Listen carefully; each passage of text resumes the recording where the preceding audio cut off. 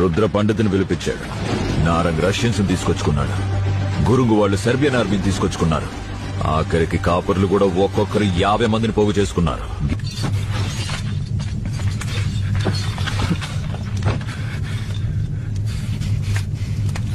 ఒక్కొక్కరు ఎలా ఉన్నారో తెలుసా?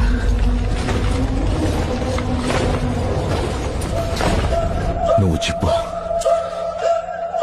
ఎంతమందిని తెచ్చుకుంటున్నాం? చెప్పు, మనము ఏ ఆర్మీ తీసుకొస్తున్నాము? నా చెప్పు, మన ఆర్మీ ఎక్కడుంది?